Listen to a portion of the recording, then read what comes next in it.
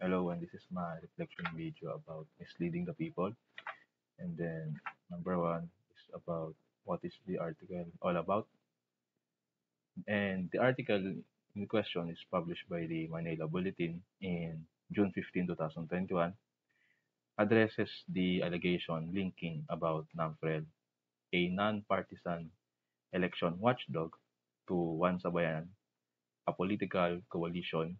And then it's all about the controversy centers on the One Sambayan app's hostname server, and that which contain NAMFREL's name and a URL that redirect to NAMFREL's voter registration campaign website, and about Vote for Us, which was still under development. And this has raised questions about the independence of NAMFREL. So next question, number two, what are the issues from the article?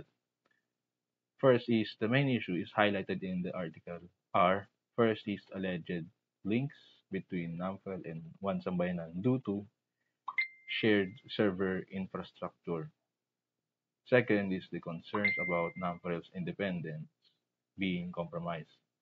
The third is misleading assumptions based on the use of the same third-party servers. So that's all about the issues of the article.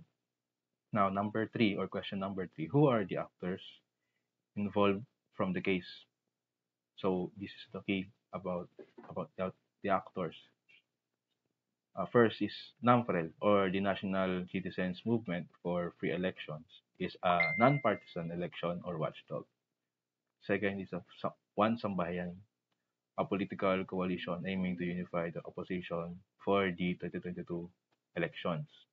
Third is the TerraVibe, or the third-party IT solutions for providing server infrastructure for both NAMFREL and One Sabayan.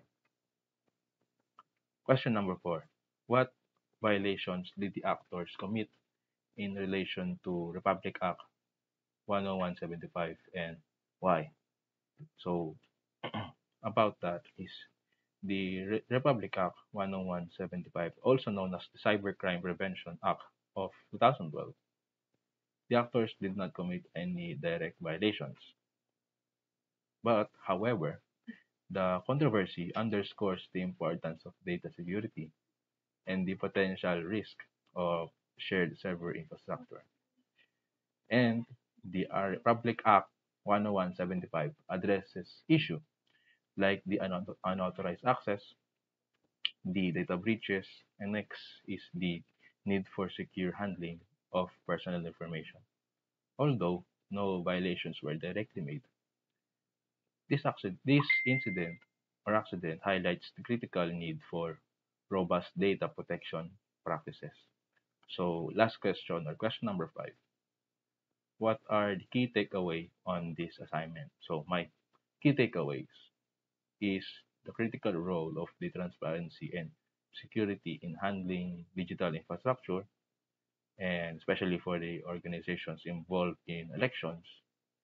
It's essential to ensure that the systems are secure and that any shared resources do not compromise, and then it perceive independence or integrity of the organizations involved. So this incident also stresses the importance of clear communication to avoid the misunderstandings and maintain the public trust. So thank you for watching about my reflection, and that's all.